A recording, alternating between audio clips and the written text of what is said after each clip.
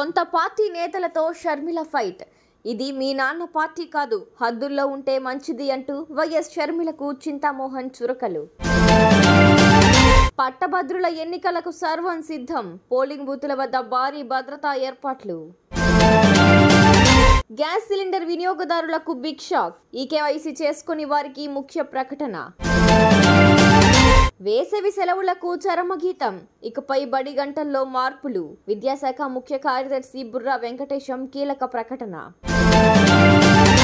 చరిత్ర సృష్టించిన బంగ్లాదేశ్ ఆటగాడు, 14,000 పరుగులు, 700 వికెట్లతో అరుదైన రికార్డు.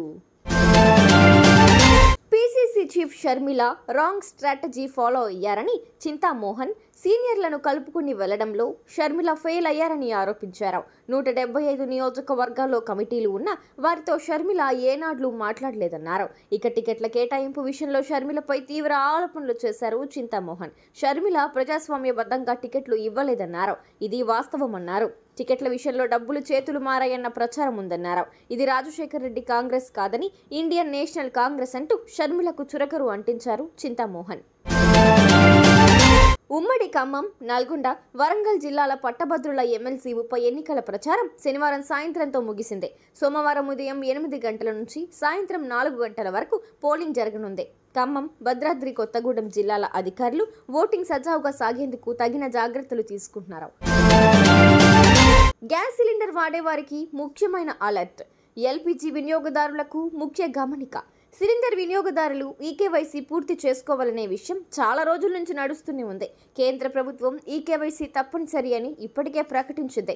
ఇంకా ఎవరైనా ఈకేవైసీ చేసుకోని వారుంటే ఆందోళన చెందాల్సిన పని లేదు, ఇప్పుడు భయపడాల్సిన అవసరం లేదు. నివేదికల ప్రకారం చూస్తే బయోమెట్రిక్ వెరిఫికేషన్ చేసుకోని వారికి సబ్సిడీ అనేది ఇప్పుడు ఆగదు. గ్యాస్ సిలిండర్ కలిగిన వారికి ఈకేవైసీ కోసం ప్రస్తుతానికి నిర్దిష్ట గడువు అంటూ ఏమీ లేదని నివేదికలు పేర్కొంటున్నాయి. సిలిండర్ వినియోగదారుల ఇళ్లకు గ్యాస్ సిలిండర్ డెలివరీ చేసేటప్పుడు డెలివరీ సిబ్బంది ఈకేవైసీ పూర్తి చేస్తారు, ఆధార్ను ధృవీకరించుకుంటారు.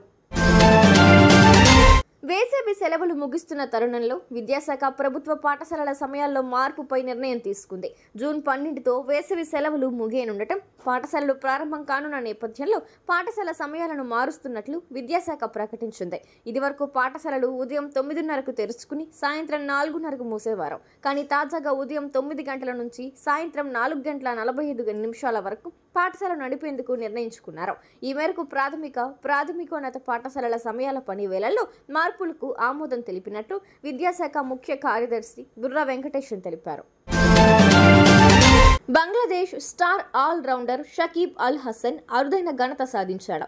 అంతర్జాతీయ క్రికెట్లో అన్ని ఫార్మాట్లలో 14,000 పరుగులు చేయడంతో పాటు 700 వికెట్లు పడగొట్టిన మొదటి ఆటగాడిగా చరిత్ర సృష్టించాడు. శనివారం అమెరికాతో జరిగిన 3వ టీ20 మ్యాచ్లో అతడు ఈ ఘనత సాధించాడు. ఈ మ్యాచ్లో అమెరికా బ్యాటర్ ఆండ్రియస్ గౌస్ను అవుట్ చేశాడు. అంతర్జాతీయ క్రికెట్లో షకీబ్కు ఇది 700వ వికెట్ కావడం విశేషం.